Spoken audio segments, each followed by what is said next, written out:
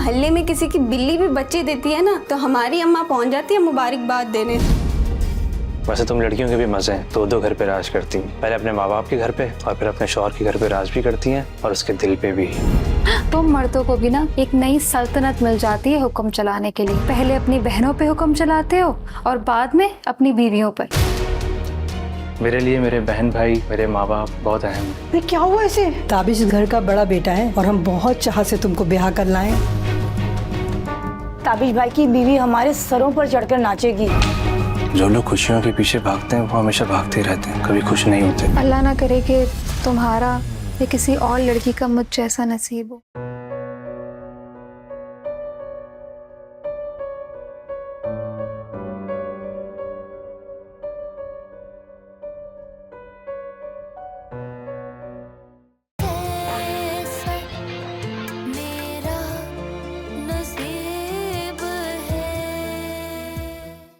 उन्होंने मुझसे ही क्यों ये बात की कि मैं तुम्हें चाहती हूँ और मैं तुम्हारी जिंदगी से चली जाऊँ? मनाहिल, मैं कुछ समझ नहीं पा रहा, इसका क्या मतलब हुआ? अब राबिया जी इतनी तंग आ चुकी हैं कि वो ये घर छोड़ के जाना चाह रही हैं, तो इसके पीछे भी रुखसार ही है। अब अगर डैड ने ये घर खरीद कर मेरे नाम कर दिया तो फिर रुखसार से एक नए झगड़े की तवक्को की जा सकती है।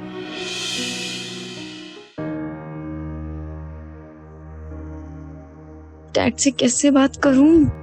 पहले तो जोश में आकर बोल दिया, अब दोबारा से बोलूंगी तो फिर डैड नाराज हो जाएंगे।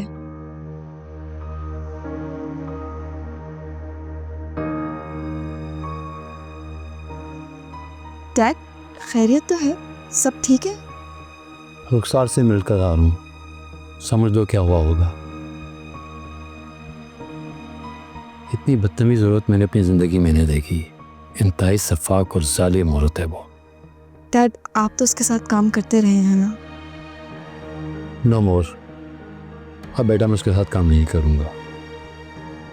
अच्छा डैड, मुझे आपसे एक बात करनी है। हाँ हाँ बेटा बोलो। डैड, मैं सोच रही थी कि क्यों ना हम राबिया रहमान का घर खरीद ही लें। कोई और भी तो खरीदेगा ना? ठीक है बेटा, मैं अपनी बेटी का कहा डाल सकता हूँ। लेकिन डैड, हम रुखसार का क्या करेंगे? हम तो प्रोजेक्ट पे कर रहे हैं उसके साथ। महर बेटा, तुम इस बारे में सोचना छोड़ दो। मैं आहिस्ता आहिस्ता तमाम मामलात अपने हाथ में ले लूँगा। मेरा बेटा, हम ये प्रोजेक्ट करेंगे ज़रूर, लेकिन रुखसार के बगैर। बेटा, मेरा तुमसे वादा है, अब रुखसार हमारी ज़िंदगी में नहीं रहेगी, ना ही मैं अब तुम्हें परेशान होने दूँगा। Thank you dad.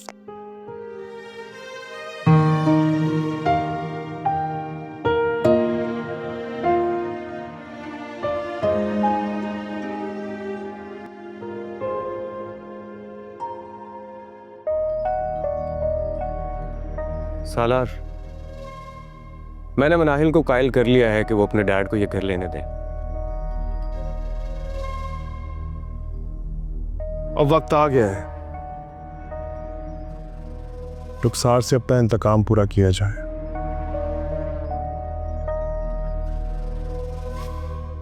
उसकी वजह से मेरा बिजनेस, मेरा घर, मेरा सब कुछ तबाह बर्बाद हो गया और उसे इस बात का एहसास तक नहीं है। उसने जो तकलीफें मुझे पहुंचाई हैं अब उसे मैं पहुंचाऊंगा।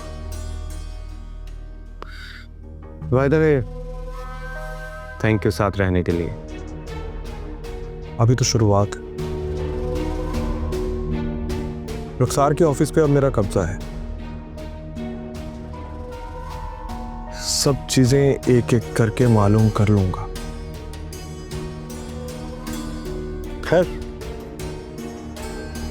रुखसार को उसके अंजाम तक तो पहुंचाना है। उसे वही शाजिया बनाऊंगा जो कुछ साल पहले थी।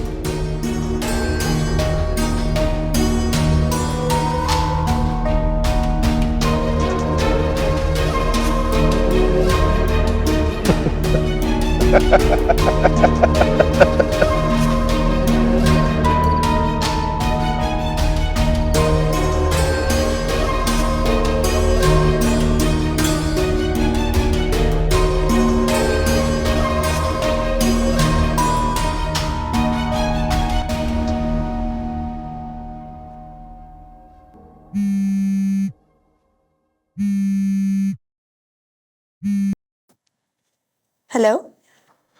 रुखसार, मैंने सोचा तुम्हें एक न्यूज़ सुनाई जाए।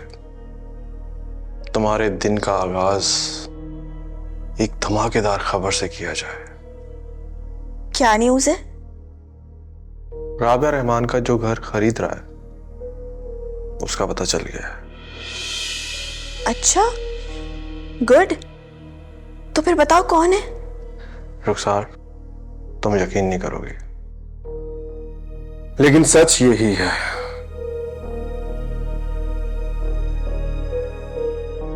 तुम्हारा साबका शौहर इकरार चौधरी वो घर खरीद रहा है। तुम झूठ बोल रहे हो। ये कैसे हो सकता है? मैं झूठ बोल रहा हूं? मुझे क्या जरूरत है झूठ बोलने की? इन्वेस्टिगेशन के बाद ही तुम्हें बता रहा हूं। इस बात का कोई प्रूफ है तुम्हारे पास? सलार को प्रूफ की जरूरत नहीं है। तुम जानती हो मेरे सोर्स ही सारे प्रूफ होते हैं। लेकिन सलार इकरार के ऐसे हालात नहीं है कि वो राबिया का घर खरीद सके। तुम इकरार को क्या समझती हो? तुम्हें यही लगता है ना उसका सब कुछ खत्म हो चुका है। उसने बहुत पैसा कमाया है और सरवत मैडम बहुत पैसा दे कर गई थी। तुम्हें तो सिर्फ उसका 20% मिला है। खैर, उसके पास इतने पैसे हैं कि वो कोई भी घर खरीद सके। राबिया रहमान का घर खरीदने के पीछे रीजन ये भी हो सकता है कि जो मैंने सुना है कि उस घर में उसकी पहली बीवी यानी कि रूबी, उसकी मोहब्बत रहती थी, जिसके कत्ल का इल्जाम उसके सर पर है। दुनिया वालों के सामने खुद को बेकसूर साबित करने के लिए शायद ये सब कर रहे हो। रुखसार, तुम जानती हो शायद कि रूबी के कत्ल का असल जिम्मेदार कोई और है। अच्छा, बस ज्यादा तफसीलात बताने की जरूरत नहीं है। मैं देख लूंगी क्या करना है।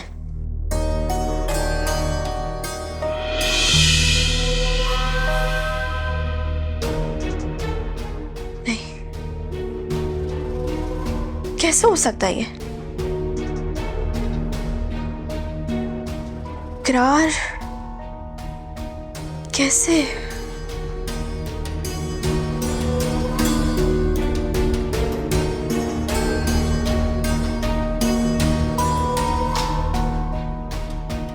वाह रुखसार, खुद को बहुत तेज समझती हो ना। तुम्हारा टाइम आ गया।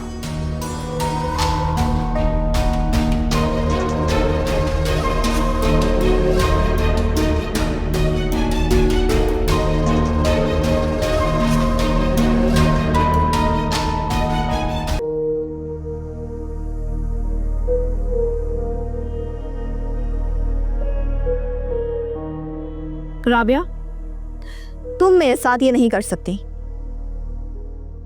राबिया, मैं तुमसे बात कर रही हूँ, जवाब दो मेरी बात का। तुम ये घर कैसे इकरार को सेल कर सकती हो?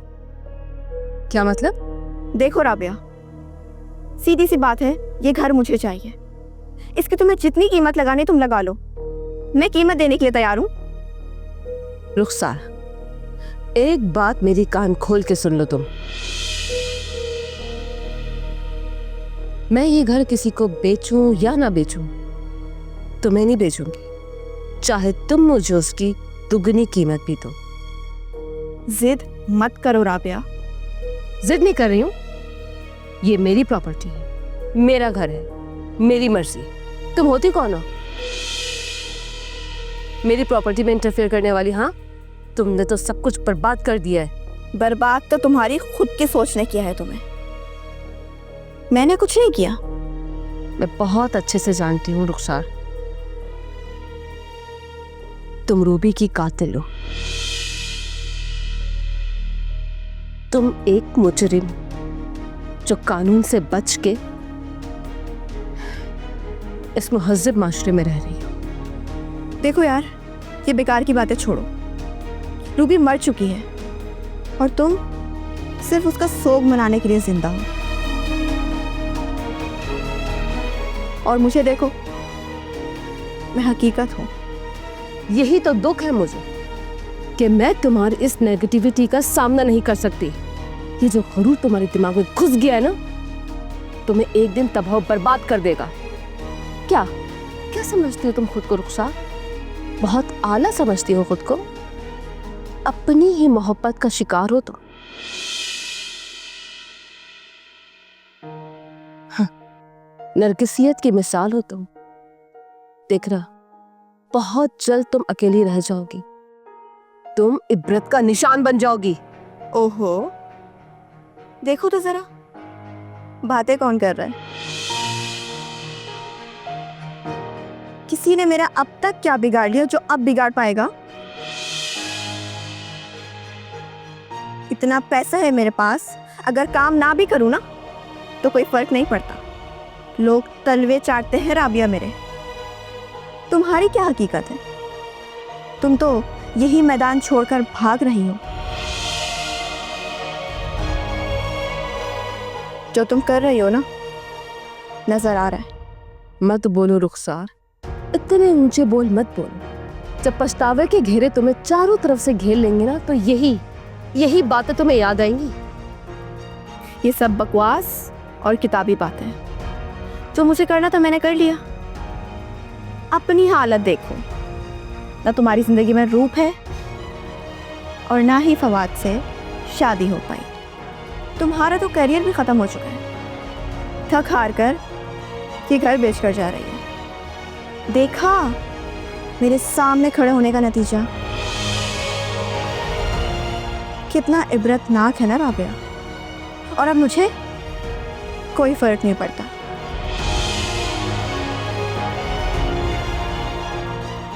कि ये घर तुम किसे बेच रहे हो।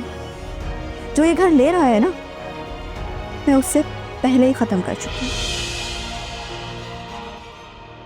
क्या करेगा वो मेरा? छुपकर जिंदगी गुजार रहा है।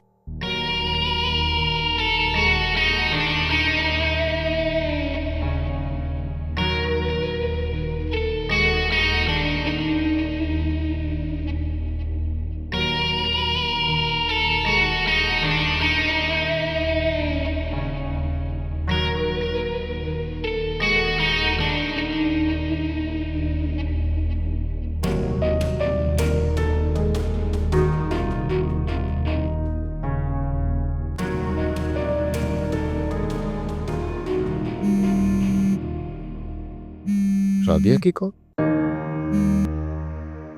हेलो। हेलो शरियार साहब, आप प्लीज आ सकते हैं अभी घर पे? कुछ जरूरी बातें करनी है आपसे। जो पेमेंट है ना बाकी, वो आप अकाउंट में ट्रांसफर करवा दिएगा। मुझे आपको कीज भी हैंड ओवर करनी है। जी मैं बिल्कुल आ सकता हूँ, लेकिन आप परेशान लग रही हैं। सब खैरियत तो है? जी आप आए तो मैं बताती हूँ। ओके, मैं आता हूँ आपके पास। Thank you.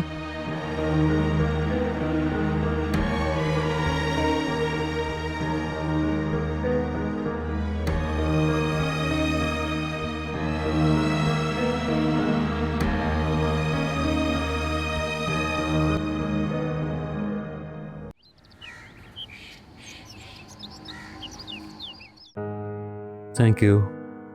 खैरियत मिस राबिया, आपने अचानक मुझे इस तरह बुला लिया? आप शहरियार साहब, मैं 2 दिन पहले ही घर छोड़ के जा रही हूँ। आप बाकी की पेमेंट अकाउंट में ट्रांसफर कर दीजिएगा। ये इस घर की चाबियाँ हैं।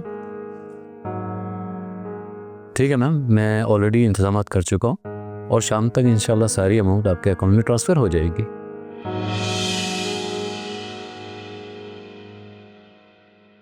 और अगर आप बुरा ना माने तो पूछ सकता हूँ कि इतनी जल्दी जाने की क्या वजह है?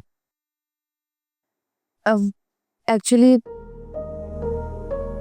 मैं थक चुकी हूँ। मैं कुछ अरसे के लिए बाहर जा रही हूँ। शायद जब वापस आऊँ तो फील्ड में दोबारा काम करूँगी। आपको बुलाने का मकसद सिर्फ यही था और कुछ भी नहीं। हाँ प्लीज़ बताइए, क्या बात है? रुखसार आई थी मेरे पास, कह रही थी कि ये घर इकरार ने खरीदा है। नहीं ऐसी कोई बात नहीं। आपका घर मुझे बहुत पसंद आया और ये सिर्फ मैंने अपनी बेटी के लिए ख़रीदा है। इट्स ओके शहरियार साहब, अगर इकरार ने ये घर आपके ज़रिए ख़रीदा है मुझे फिर भी कोई इशू नहीं है। वो मुझसे डायरेक्ट भी बात कर सकता था। नहीं राबिया जी, अगर ऐसी बात होती तो मैं ज़रूर आपको बताता। आप चाय कॉफ़ी पिएंगे? नहीं मैम, थैंक यू। बस एक मुझे बहुत ज़रूरी काम था, वो तो मैं आपके कहने पर यहाँ आ गया था। अब मुझे इजाज़त है। एक मिनट शहरियार साहब, प्लीज़ मेरी एक और बात सुन के जाएं और इसका बुरा मत मनाइएगा। वो मनाहिल के लिए अगर आप अच्छा रिश्ता चाहते हैं तो फवाद से अच्छा कोई लड़का नहीं है। वो दोनों एक दूसरे को पसंद करते हैं, इशारे तो आपको मिल ही चुके होंगे इसके। जी, जो मेरी बेटी के हक में बेहतर हो, लेकिन मैं इस बारे में सोचना भी नहीं चाहता। Thank you.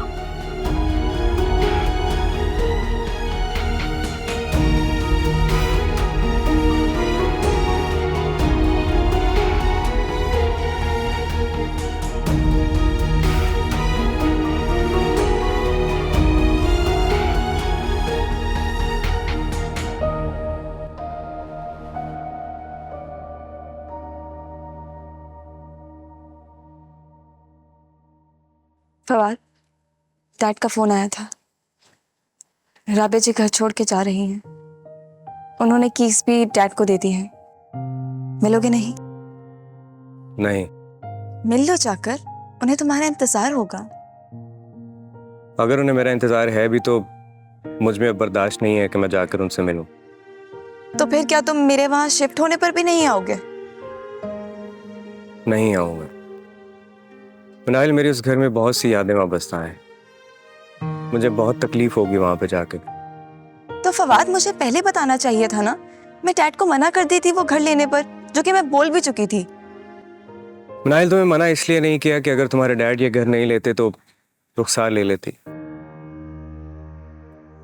और मैं यकीन से कह सकता हूँ कि ये बात ना मुझे अच्छी लगती और ना ही राबिया जी को। डैड अब ऑफिस भी वहीं शिफ्ट कर रहे हैं, तो हमारा ऑफिस भी उस घर में ही होगा, तो फिर तो तुम्हें आना पड़ेगा। नाहिल, मैं ये जॉब छोड़ दूंगा लेकिन वहां पर नहीं आऊंगा। मेरे बुलाने पर भी? तुम्हारे बुलाने पर भी। वो दावे ना करो जिन पर कायम ना रह सको। ये दावा नहीं है, मेरी ये बर्दाश्त से बाहर हो गया है मनाहिल। बर्दाश्त भी आ जाएगी जब आने जाने लगोगे तो। प्लीज मनाहिल, ऐसी बातें मत करो तुम। तो क्या हम गाड़ी में बैठकर काम करेंगे? तुम ना बच्चे हो, बिल्कुल बच्चों वाली सोच है तुम्हारी। तो यार तुम इस बच्चे को क्यों तंग कर रही हो? ओके, मान लिया तुम बच्चे हो। मुझे ना बच्चों को तंग करने में बड़ा मजा आता है। नाहिल प्लीज यार, मेरा इस वक्त मजाक का कोई मूड नहीं। अरे तो तुम्हारा मूड ठीक करने के लिए तो ये सब बातें कर रही हूँ मैं। यार मुझे नहीं मूड ठीक करना अपना। ओके चिल, जा रही हूँ मैं। तो जाओ, मैंने रोका है तुम्हें। अरे इतना रूड क्यों हो रहे हो मुझसे? अच्छा एक काम करते हैं, हम एक अच्छी सी चाय पीते हैं। एक रूड इंसान को चाय पिला के तुम्हें क्या मिलेगा? मुझे तो खुशी मिलेगी, आपका नहीं पता।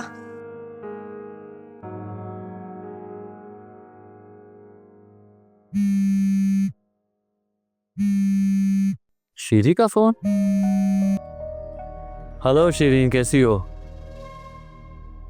अब मैं उम्मीद रखूंगा कि तुम मुझे एयरपोर्ट आने का टाइम बताओगी, ओके?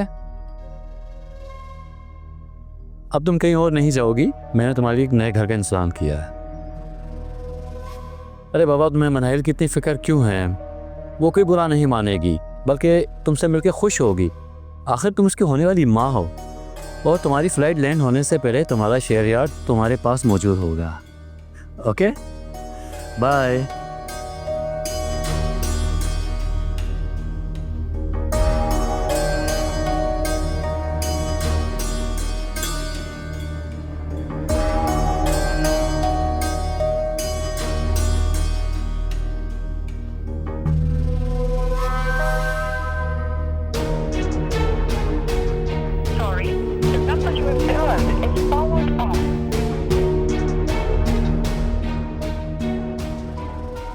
आखिर राबिया रहमान मुझे छोड़कर चली गई, मुझे अकेला कर गई। तुम मुझे बहुत याद आओगी राबिया, बहुत।